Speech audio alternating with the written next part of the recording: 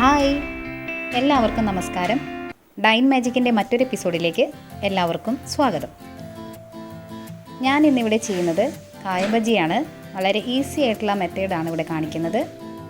വീഡിയോയിലേക്ക് കിടക്കുന്നതിന് മുൻപായി എൻ്റെ ചാനൽ ഇതുവരെ സബ്സ്ക്രൈബ് ചെയ്തിട്ടില്ലാത്തവരാണെങ്കിൽ പ്ലീസ് ഡു സബ്സ്ക്രൈബ്.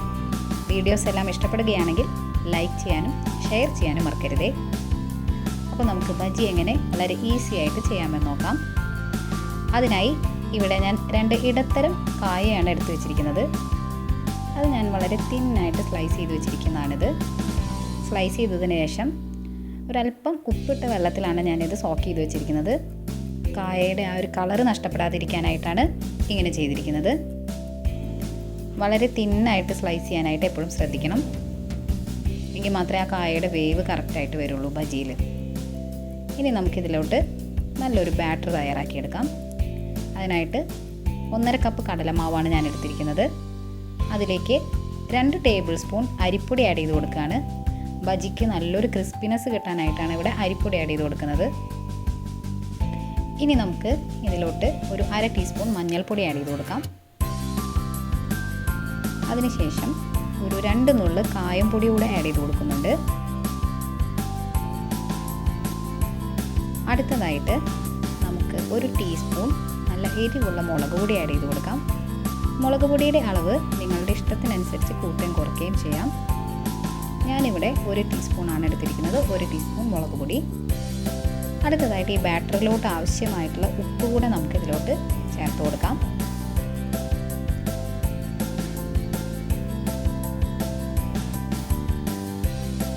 ഇനി ഞാനിവിടെ ഒരല്പം കാശ്മീരി റെഡ് ചില്ലി പൗഡർ കൂടെ ആഡ് ചെയ്ത് കൊടുക്കുകയാണ്.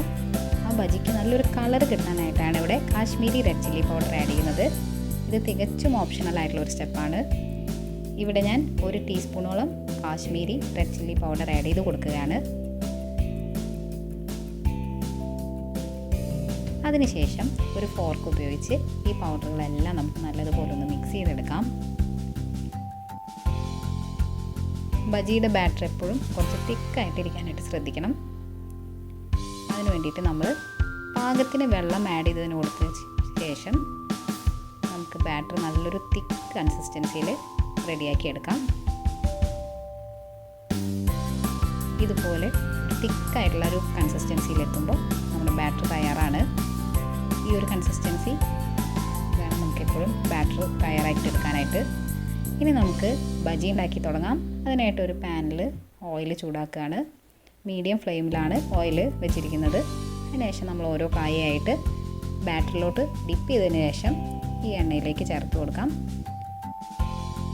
കായ വേവാനായിട്ട് ഒരല്പം സമയം എടുക്കും. അതുകൊണ്ട് വളരെ മീഡിയം ഫ്ലെയിമിൽ കുറച്ച് നേരം നമ്മൾ അങ്ങോട്ടും ഇങ്ങോട്ടൊക്കെ തിരിച്ചിട്ടതിന് ശേഷം ഒരു ഗോൾഡൻ ബ്രൗൺ കളർ എത്തുമ്പോൾ നമുക്കിത് കോരി മാറ്റാം. ഇപ്പോൾ നമ്മുടെ അടിപൊളിയായിട്ടുള്ള നല്ല ടേസ്റ്റി ആയിട്ടുള്ള നമ്മുടെ കായ ബജി ഇവിടെ റെഡി ആയിരിക്കുകയാണ്. നിങ്ങളെല്ലാവരും ഇത് ട്രൈ ചെയ്ത് നോക്കണേ. അപ്പോൾ അടുത്ത വീഡിയോയിൽ കാണുന്നത് വരെ ബൈ.